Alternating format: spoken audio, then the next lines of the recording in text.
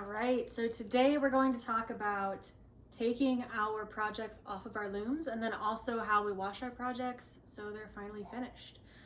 So first things first, once you have reached the end of your project, whether you've hit your length mark or if you're starting to see where the end loops are coming up with the apron rod back there, that means it's time to quit. So make sure you leave some space up here that you haven't woven yet, because what we're going to do is weave one final header, and this header is going to help us keep these pieces of string, the warp and the weft in place as we take it off the loom, and this will enable us to have a fringe at the end. So I'll go ahead and weave my header, and then the next steps after that are pretty simple. I'll just be snipping the string, and then we'll take it upstairs and we'll start our aftercare for our scarves. Also, a heads up, if you decide that you want to continue this same tie-up method, so for example, the project that we've been working on is a twill tie-up. So if you want to keep up with the same way the heddles are threaded and you don't want to have to rethread them again, but you want to switch colors, what you can do is cut your thread and then retie new warp threads. After you've warped them on the warping board, you can actually retie new threads on here. And then you can wind your warp over the back, and then you can just kind of reset, essentially, is what it ends up being. You'll tie on your front pieces just like you would like normal, but that makes it so that you don't have to slay your reed or thread your heddles again. So that's an option if you do want to continue with another project that's similar but different colors. If not, we'll just cut it and it'll be really simple.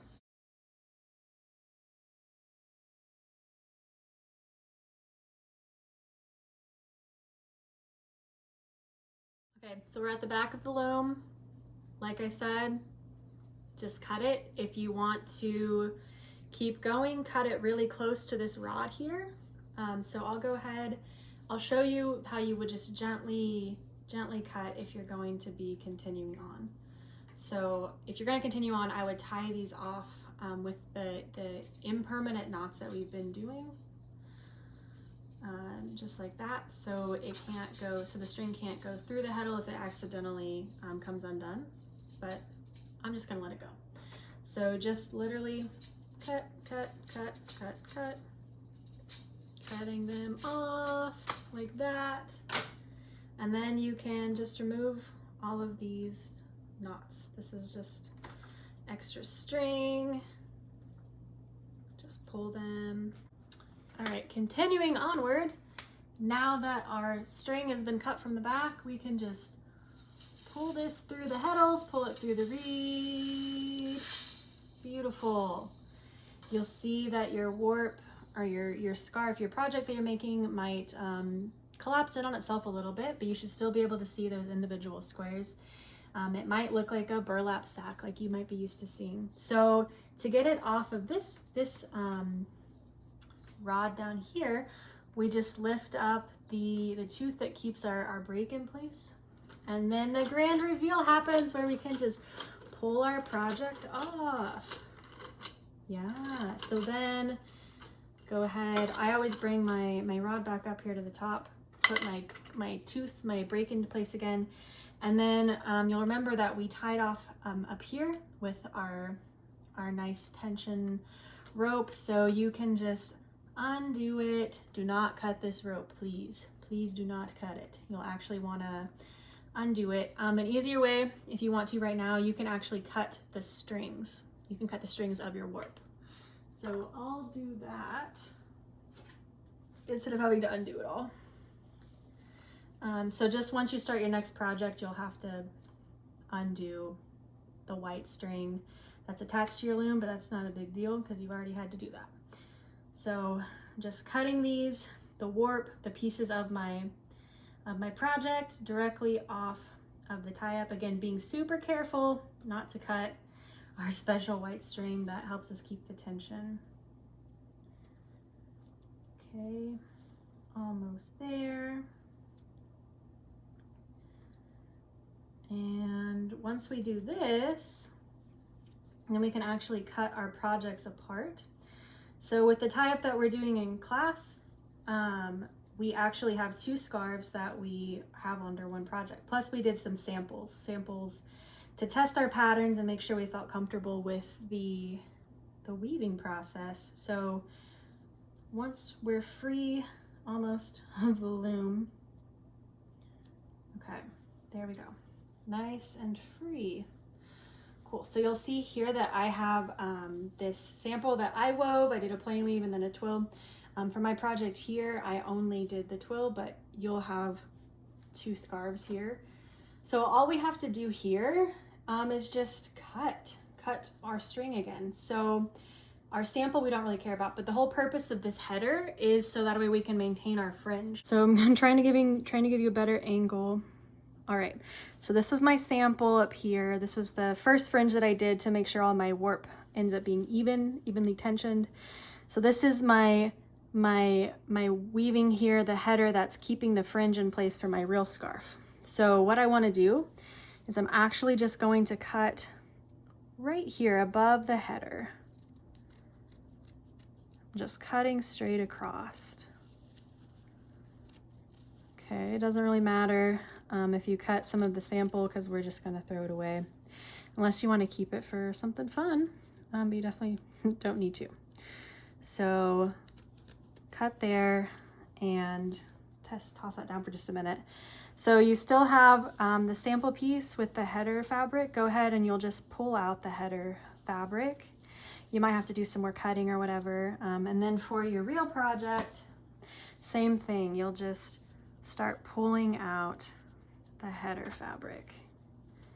And once you start to get down to the bottom to where your actual project starts, you'll need to be careful that you're not pulling on the threads a lot, because we don't want to mess up our top row of our real project. So you'll go ahead and take that all the way out, and you'll do the same method for between scarves. You'll just cut so that way you have your fringe. If you've woven an extra large header between 2 scarves, you'll just find the midpoint between your header where one scarf starts, the other one starts, and then you'll cut across that way. So go ahead and undo all of the header fabric. Okay, so I moved to the floor for this next step.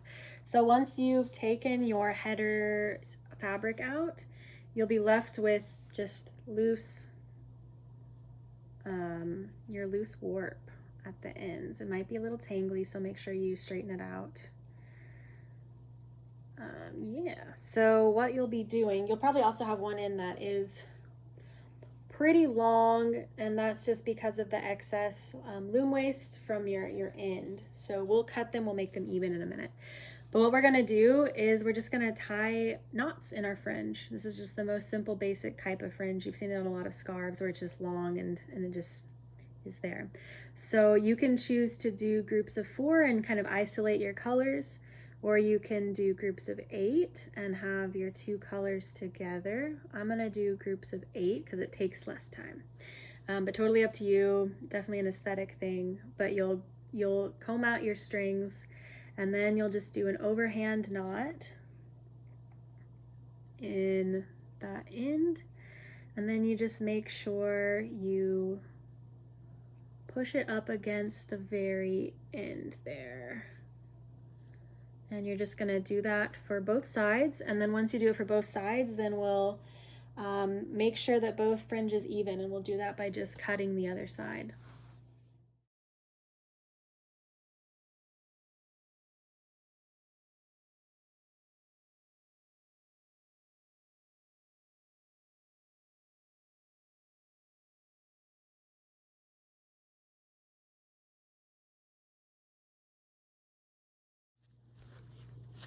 Okay, so now that I have both ends tied, you might have seen that I had to cut off some of my excess fringe because it was just so long and unmanageable. So this is my new long end, and I'm gonna take the opposite end, which is shorter because my header wasn't as long, and I'm lining up both ends. I'm combing them out so each fringe matches with the one underneath it. And what I'm gonna do is I'm just gonna cut the fringe to be even. So I'm gonna match it with my shorter one. So I'm just gonna snip each one. That's okay if they're not, precise, just as long as they are relatively the same length. they'll shrink a little bit whenever we wash them. But for the most part, it's better to have a longer fringe. You can always trim it again after it's been washed, but this is just to get it the same length now. Okay, so that's done. So next thing that we'll be doing is actually washing these. So we'll be going to either a kitchen or a bathroom, depending on what you have access to. Okay, so now that we've removed our projects from the loom and we've tied on our fringe, our next steps are to wash our project. And you can do this in several ways depending on what you have access to. My favorite way is to actually do it in the kitchen with a pot of boiling water. If you don't have access to a kitchen or a way to boil water continuously, then you can also use hot water directly from your faucet, but it needs to be really, really hot and it needs to be a really continuous flow. So if you're eco-conscious or worried about using water or purchasing water, the boiling method works really well. You're gonna wanna have some sort of wool treatment detergent. So I use Woolite. You don't need a lot. This is a little bottle. It lasts a really long time. Definitely make sure you have it. You'll also need to have some sort of wooden spoon. I just think they work best. You could use any type of spoon, but this just doesn't get hot when it's in the boiling water. So I have a large pot here and I'm waiting for it to heat up. It's very cold right now, so just boil water however you normally would. And what I like to do is that I'll do one scarf at a time. And since it's wool based, the string will start to shrink. So whenever you apply heat, yeah, it gets smaller. And since it's also hand dyed wool that you'll most likely be working with, the colors will probably run a little bit. So the hot water just helps lock the color in place after the excess dye is gone. So what I do is while my water's heating up, I'll just drop my project into the water. And since my water's not hot, I can stick my hands in there. And then I'm just going to use maybe like a tablespoon of Woolite or a similar detergent. Just dump it in, and then I'll use my hands, like I said, while the water's still warming up. You do have to be really careful because it does get hot quickly, but I'll start to knead my scarf. And I'll just let the detergent really saturate the entirety of the project. You'll notice once it starts to get wet, it's already shrinking a little bit, which is really good news. So go ahead and get that all saturated with your detergent and then wait for it to heat up. And then once it heats up, you'll boil it for 10 minutes or so, stirring with your wooden spoon. And I'll show you a close-up now. All right, here we are. Here's my handy wooden spoon. You kind of feel like a witch slaving over a cauldron, but you just kind of mess with it, make sure it's moving around, it's not getting stuck in any one particular point. Again, my water's not that hot yet, so you can kind of see how the fabric or how the string is starting to shrink, and you can kind of use your hands to keep massaging it and working the detergent into place. You definitely want to hand wash your scarves. Do not put your scarves in a laundry machine, a washing machine, because it's too rough on the fabric and it can often rip it, and it'll also make it really, really fuzzy and shrink it too much. So please, please, please hand wash it. So like I said, 10 minutes, let it boil, brew your magic right here, right now. And then once it's finished boiling, turn off your water and then be careful, and you'll just dump out that water into your sink. You'll see that it's starting to dye the water a little bit. You can't tell a lot, but it's kind of a reddish color. So you'll dump out the water, and then you're going to get a really absorbent towel, and you'll want to make sure you're on some sort of tiled floor, and we'll spread the towel out and I'll show you the next steps once we're ready. Okay, so after it's been boiling for a while, you'll see that the water really, really, really turns the color of whatever string you're using. And the way that you know if your scarf is actually done in the water is that you'll pick it up with your spoon and you'll start to see if the string has shrunk appropriately. So that means there's not going to be any gaps between your string. It should all look like one solid piece of cloth at this point. So mine needs to go a little bit longer still, but just pick it up and you can see it's starting to really tighten up. So just keep going as long as you need to go. If you're using your sink and you're using hot water, you want to be careful, one, that you don't burn yourself, and two, that you're able to get the water hot enough and long enough that the threads start to close in on themselves. Okay, so we're moving into the bathroom now to the sink, and I have my boiled scarf here. Since I used red, the colors ran a lot, and I'm worried that it might have overpowered the yellow. So what we'll do is we'll dump out the hot water.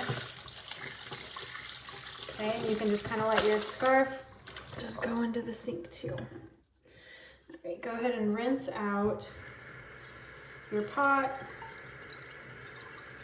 just a little bit, so we'll wash it better later to get the residue off, but that just makes sure none of the dye sticks. Okay, cool.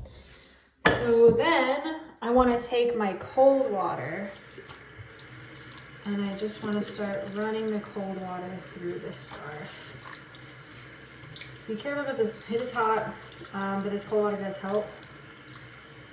Yeah, so you can see my color, my pattern is kind of, it's very, very muted now because of the red dye that ran through it all. So what we're doing here is rinsing out all of the detergent, and we're essentially like sealing up the ends of our fibers. You'll also notice that the tassels, the fringe, probably kind of fuzzy now. That's just a fun bonus. It might not be. It really just depends on the types of wool that you're using and the thickness and things. So for the ones that I used, they were a little older, so they did fray more. Okay, so we're just rinsing it. Okay, you can really start to knead it if you'd like. The idea is that we just want to get any lingering dye and any lingering detergent out. Okay, and you can start to see the really pretty patterns and how it looks pretty solid, which is really exciting. Okay. So once we feel good about that, we turn off our water, and then we want to wring out the water. And wool-based fibers hold a lot of water. So start at one end and wring out the fringe, okay, and then move up a little bit and just take it in by sections and really get as much water as you can out of it. Careful not to get the ends you've already wrung out wet again. So I always just take a little and then I squeeze it. Be careful not to stretch it too much because wool also holds the shape that it dries from. So if you wring it a lot and you stretch it out, then you're gonna have a really stretched out scarf, which might be what you want if it feels short to you, but if you don't want it stretched out, then just be really gentle with it right now. Okay. So once you've wrung out enough water, you can start to see how it looks like a scarf, which is exciting. So now we're gonna move on to a towel, which you'll spread out on the floor. All right, so I've laid out a towel and I have my wet project that's been wrung out. And so I'm going to take my scarf now and I'm gonna gently lay it on one side of my towel, being really mindful of combing out my fringe and flattening it so it's all one consistent width. And your scarf will likely be longer than your towel, so you can just leave the extra end kind of sticking out. So once it's laid out, then again, be mindful of those little edges. And then you're gonna bring the towel over the top of it. And then, now that your towel's on top of it, really smooth and nice, you're gonna take your bare feet and you're just gonna step on the towel with your feet to just absorb that extra water and flatten out your scarf.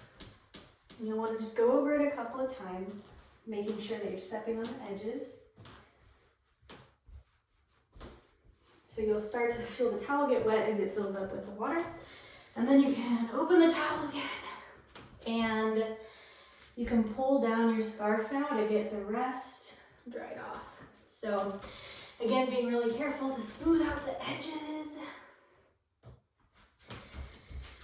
And being mindful of the fringe at this end too.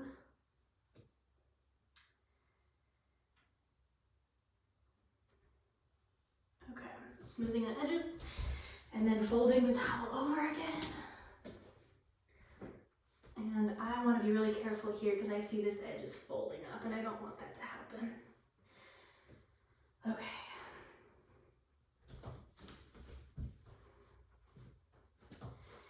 And then I'll just step on it again, making sure that I'm getting the water out of this end too.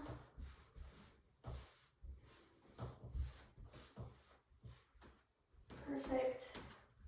And then I can open it up and you'll feel that the scarf is a lot more dry, but it's still moist or damp.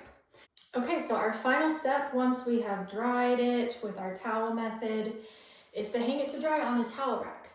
So you'll hang it just as you would a towel, again, smoothing out any of the fringe. And you'll notice that you'll see some of the ends from where you've tucked in tails as you ran out of string. We'll be able to cut those off once it's completely dry. So it typically takes, overnight to dry depending on how warm your house is or how much humidity is in the air. So just let it go gently. Absolutely do not put a scarf in a dryer. It will destroy the scarf and likely destroy your dryer because it's wool based. It can clog filters and start fires. So please, please, please, please, please, please, please air dry your scarves. And after that, your project is done. So congratulations on weaving your first project.